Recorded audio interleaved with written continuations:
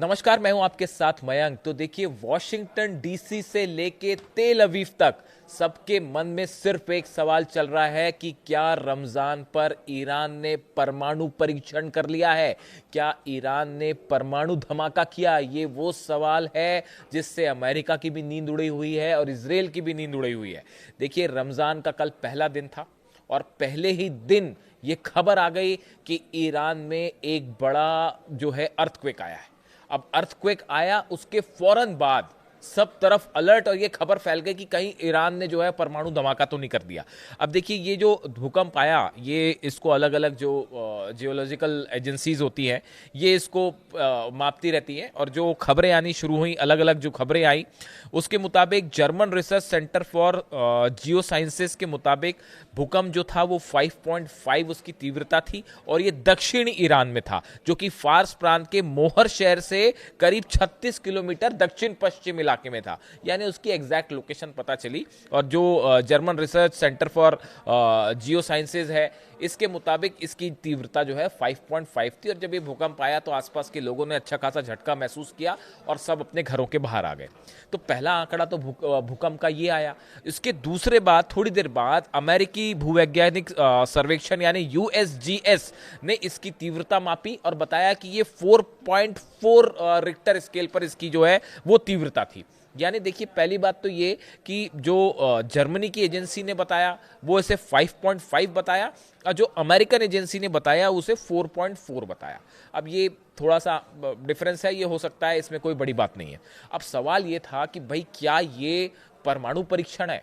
और पूरे, आप सच मानिए, पूरे सोशल मीडिया से लेके जितने एक्सपर्ट्स हैं, अमेरिका के जितने रिसर्च लैब्स हैं, इजराइल के रिसर्च लैब हैं, यूरोप के रिसर्च लैब हैं, सब आप जानते हैं किस बात का इंतजार कर रहे थे? सब इस बात का इंतजार कर रहे थे कि इस भूकंप के बाद आफ्टर शॉक आता है कि नहीं आता है। यानी आप देखिए, ईरान के परमाणु बम का इतना जबरदस्त खौफ ये शायद ही कहीं कभी किसी ने देखा होगा। हर एजेंसी ये इंतजार कर रही कि आफ्टर शॉक आता है कि नहीं। अगर आफ्टर शॉक आए तो इसका मतलब यह है कि भाई परमाणु टेस्ट नहीं है, एक नेचुरल घटना थी और उसके बाद आफ्टर शॉक भी आए। तो अब हर एजेंसी ये मापने पे लगी हुई है, अमेरिका भी ये देखने में लगा हुआ है, इजराइल तेल अवीव से ये देखा जा रहा है कि भाई भूकंप के बाद आफ्टर शॉक मतलब एक बड़ा भूकंप आता है, उसके बाद छोटे छोटे कई भूकंप आते हैं। तो ये सब ये मापने में लग गए कि दूसरा आफ्टर शॉक आता है कि नहीं आता है। अब इसके बारे में कोई कंफर्मेशन नहीं है कि आफ्टर शॉक आए या नहीं आए, इसीलिए सवाल उठ पड़े कि कहीं ये न्यूक्लियर टेस्ट तो नहीं है। अब देखिए, दूसरी बड़ी बात जो गौर करने वाली बात यह है, जो सबसे ज़्यादा मिस्टीरियस बात थी इस सब को लेकर, आखिर देखिए भूकंप ईरान में अक्सर आते हैं। साल में मैंने एक स्टडी देखी कि साल भर में ईरान में 2000 भूकंप आते हैं, करीब छोटे बड़े झटके मिला के 2000 से ज़्यादा भूकंप आते हैं, क्योंकि वो सिस्मिक जोन में है और टेक्टोनिक प्लेट्स ज़मीन की जब टकराती हैं, ज़मीन के अंदर जब प्लेट्स टकराती हैं तो भूकंप आते हैं। वो पहाड़ी इलाका भी है, इसलिए भूकंप और ज़्यादा आते हैं। लेकिन कल एक बड़ी दिलचस्प बात हुई। आखिर क्यों कहा गया कि भाई ये संदेह और क्यों बढ़ गया कि भाई ईरान ने परमाणु टेस्ट कर लिया है? उसकी बड़ी वजह ये थी कि जब ये भूकंप आया था फार्स के मोहर शहर में, फार्स प्रांत के जो मोहर शहर में भूकंप आया, इसके बिल्कुल कुछ ही देर बाद ईरान के बुशहर में भी भूकंप के झटके महसूस किए गए। ये आफ्टर शॉक नहीं था, ये भूकंप, ये दोनों अलग अलग भूकंप थे। एक भूकंप का झटका आता है फार्स प्रांत के मोहर शहर में और उसके बिल्कुल कुछ देर बाद एक भूकंप महसूस किया बुशहर में, जिसकी तीव्रता 4.2 के आसपास थी।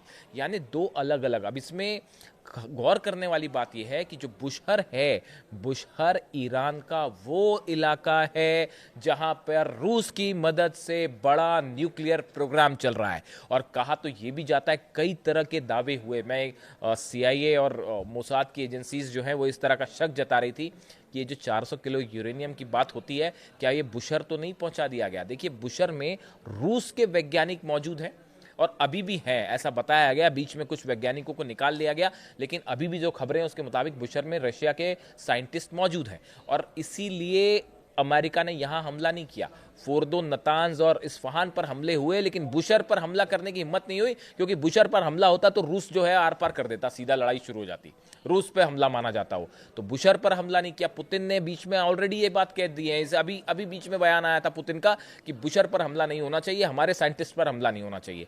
तो इसीलिए ये भी शक जताया जाता है कि वो 400 किलो यूरेनियम बुशेरी तो नहीं पहुंचा दिया गया। और इसके अलावा भी इस तरह की खबरें आई कि क्या न्यूक्लियर प्रोग्राम ईरान का बुशर में ही चल रहा है, क्योंकि वहां तो रूस के साइंटिस्ट मौजूद है, तो हमला करना आसान नहीं है, वरना तो वहां तो जंग ही बदल जाएगी। तो इस हालात में अब बुशर में भूकंप आता है, और भूकंप आप टाइमिंग देखिए, एक भूकंप आता है उसके चंद मिनट बाद जो है दूसरा भूकंप का झटका लग जाता है।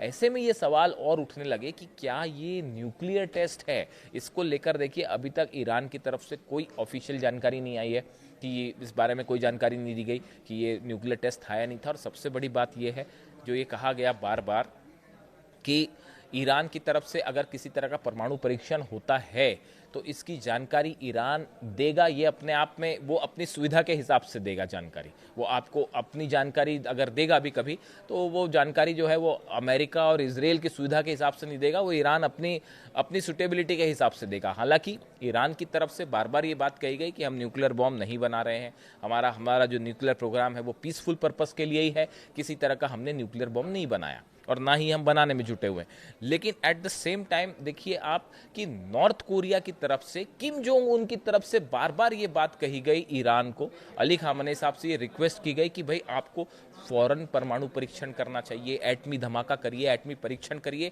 अगर आप एटम बम बना लेते हैं तो ये आपका ऐसा डिटरेंस होगा कि फिर अमेरिका और इजराइल आप पर हमला करने की सोचेंगे भी नहीं। ये बात बार बार किम जोंग उन की तरफ से कही गई, लेकिन ईरान ने इस बात पर कायम रहा कि नहीं, हम ह्यूमैनिटी के खिलाफ होगा इसलिए हम बम नहीं बनाएंगे। लेकिन नॉर्थ कोरिया का बार बार ये कहना कि आप बम बनाइए। और उसके अलावा दो बड़ी और खबरें हैं। देखिए कुछ वक्त पहले रूस के पूर्व राष्ट्रपति दिमित्री मेदवेदेव की तरफ से एक बयान आया। उनकी तरफ से बयान आया था जब 12 दिन की जंग हुई, उसके फौरन बाद ये बयान आया। उन्होंने ये कहा कि कई ऐसे सहयोगी देश हैं जो कि ईरान को न्यूक्लियर मदद कर सकते हैं, न्यूक्लियर बॉम्ब दे सकते हैं। दिमित्री मेदवेदेव वो शख्स हैं, अगर आप इंटरनेशनल रिलेशंस को फॉलो करते हैं, डिप्लोमेटिक सर्कल्स में उनके बयानों को देखते हैं, तो उनके बयानों का अच्छा खासा वेटेज माना जाता है। और ये कहा जाता है कि वो बड़े नपे तुले शब्दों में अपनी बात करते हैं, और जो बात करते हैं वो सही बात करते हैं। उनकी तरफ से ये बयान आना कि अमेरिका ने जिस तरह से पिछली बार हमले किए न्यूक्लियर सेंटर्स पर ईरान के, उसके बाद कई देश ईरान को परमाणु बम दे सकते हैं। उनका इशारा संभवतः नॉर्थ कोरिया की तरफ से था, और नॉर्थ कोरिया के बयान मैंने आपको बताया लगातार आ रहे हैं। नॉर्थ कोरिया की तरफ से कहा गया था कि आप जल्दी से परमाणु परीक्षण करिए। ऐसे में देखिए दिमित्री मेदवेदेव का यह बयान आना कि सहयोगी देश बम दे सकते हैं। उसके अलावा जो तीसरी बड़ी खबर है इस पूरे मामले को लेकर जो जोड़ के देखी जा रही है वो है ईरान का आईसीबीएम टेस्ट करना। देखिए ईरान ने इंटरकॉन्टिनेंटल बैलिस्टिक मिसाइल का जो परीक्षण किया, जो टेस्ट किया, हर मिसाइल एक्सपर्ट इस बात को समझता है, न्यूक्लियर साइंटिस्ट, न्यूक्लियर बॉम्ब के जो जानकार हैं वो इस बात को समझते हैं कि इंटरकॉन्टिनेंटल बैलिस्टिक मिसाइल का उपयोग क्या होता है, क्यों बनाई जाती है intercontinental ballistic missile. Intercontinental ballistic missile का मुख्य एम होता है, मुख्य पर्पस होता है न्यूक्लियर बॉम्ब, एटम बॉम्ब को कैरी करना। देखिए आईसीबीएम, ईरान के पास जो मिसाइल्स हैं, आप खुर्रमशहर 4 की बात कर लीजिए, सेजल की बात कर लीजिए, फतेह 2 की बात कर लीजिए, ये मिसाइल्स जो हैं आप 4000 से 5000 किलोमीटर की रेंज कवर कर लेंगी। जो एडवांस वर्जन है वो 4-4, 5-5 हज़ार किलोमीटर तक चले जाएंगे। पूरा इसराइल कवर हो जाएगा, फारस की खाड़ी का इलाका, अरब सागर तक कवर होगा, यानी कि जो शिप्स हैं अमेरिका की वो टारगेट पे आ जाएंगे, और बड़ा हिस्सा इसराइल तो पूरा कवर हो ही जाएगा। यानी पर्पस यहाँ तक खत्म हो गया। फिर आखिर आईसीबीएम टेस्ट क्यों किया ईरान ने? आईसीबीएम पे आप कोई 500 किलो और 600 किलो का बारूद रख के तो भेजेंगे नहीं भाई, उससे कितना नुकसान होगा। उससे जो नुकसान हो रहा था तेल अवीव में या हाइफा में जो बिल्डिंग्स गिर रही थी, वो इसराइल वो काम खुर्रमशहर 4 और फतेह 2 कर लेगी, वो काम खुर्रमशहर 4 और फतेह 2 कर लेगी। लेकिन जब आप आईसीबीएम की बात करते हैं जिसकी रीच वॉशिंगटन तक है, जिसकी रीच न्यूयॉर्क तक है, और खुद पेंटागन अब ये कह रहा है, पेंटागन की पिछली रिपोर्ट मैंने आपको बताई थी जिसमें कहा गया था कि अगला युद्ध होगा तो अमेरिका का मेनलैंड भी सिक्योर नहीं होगा। अब तक की लड़ाई जो हो रही थी वो दूसरी जगह हो रही थी और अमेरिका का मेनलैंड सिक्योर था, अमेरिका के अंदर कोई जंग नहीं हो रही थी। लेकिन अब तो पेंटागन ने भी ये कह दिया है कि इस बात की कोई गारंटी नहीं है कि इस बार हम सुरक्षित रहेंगे, मिसाइल जो है वहां से हमारे तक भी आ सकती है। और वो ईरान की आईसीबीएम की टेस्ट के बाद ईरान को लेकर ये बात कही गई थी। तो जब पेंटागन खुद अमेरिका का विभाग जब ये शक जता रहा है, इस तरह की बात कर रहा है कि भाई मिसाइल्स आ सकती हैं, तो आप खुद सोचिए, ईरान से अगर आईसीबीएम फायर की जाएगी जो कि स्पेस में जाएगी, फिर री एंटर करेगी, और वो 10,000 किलोमीटर अगर न्यूयॉर्क वाशिंगटन तक जा रही है, तो वो उसमें कोई छोटा हथियार लगा के तो जाएगी नहीं वहाँ तक ऑब्वियसली। तो जब आपके पास कैरियर आ गया है तो निश्चित तौर पर ये अंदेशा जताया जा रहा है कि क्या ईरान के पास हिडन एजेंडा क्लियर है और न्यूक्लियर बम ऑलरेडी कैपेबिलिटी हासिल कर चुका है ईरान।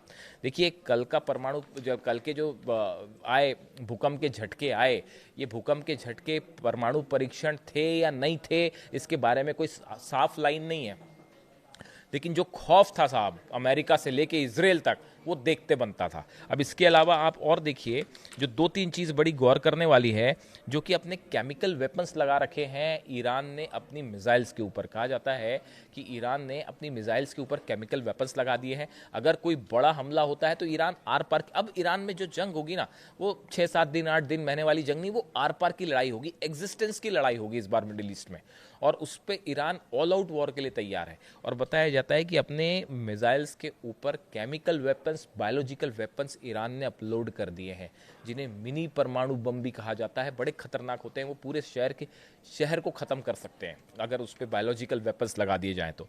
इसके अलावा जो बड़ी बड़ी जो मुख्य बात है, जो बार बार इस बात को कहा जा रहा है कि ईरान की जो मिसाइल्स हैं, ईरान की मिसाइल्स को इस तरह से प्लेस किया गया है कि अगर ईरान पर एक भी हमला होता है तो अमेरिकन शिप्स हों, अमेरिकन बेसिस हैं, इजराइल हैं, इन सब पर एक साथ हमला होगा। और इजराइल इस बात को ऑलरेडी मान के चल रहा है कि अगर अमेरिका ने भी हमला किया तो भी हम पर मिसाइल गिरना तो तय है। इजराइल इस बात को मान के चल रहा है। नेतन्याहू की एक बड़ी बैठक नेतन्याहू ने की, जिसमें यह तय किया गया कि भाई अगर हम पर हमला होता है तो कैसे बचा जाए, उसके क्या इंतजाम किए जाए। यानी दोनों ही सिचुएशन में, चाहे अमेरिका हमला करे ना करे, इजराइल पर हमला तय है। अगर ईरान पर हमला होता है तो उसका मुख्य परिणाम यह होगा कि इजराइल खतरे में पड़ जाएगा। और इस बार ईरान जो है वो आर पार की जंग के मूड में है। ऐसे में भूकंप के झटके आना, इस बात को लेकर तमाम सवाल हैं जो कि जिनका कोई उत्तर नहीं है, लेकिन ये सिर्फ इशारा करते हैं। और कि क्या ईरान के पास परमाणु बम है, क्या टेस्ट हो चुका है, इसको लेकर अलग अलग दावे हैं सोशल मीडिया पे। कोई लोग कुछ कहते हैं, कोई लोगों का दावा है कि ऑलरेडी कैपेबिलिटी हासिल हो चुकी है, बस अनाउंस करना बाकी है। ऐसे तमाम दावे हैं अलग अलग एक्सपर्ट्स के। इसके बारे में जो भी डेवलपमेंट होता है वो हम आपको बताएंगे। इससे जुड़ा जो भी अपडेट होता है मैं आप तक पहुँचाऊँगा। वीडियो कैसा लगा कमेंट करके ज़रूर बताएँ। Thank you so much.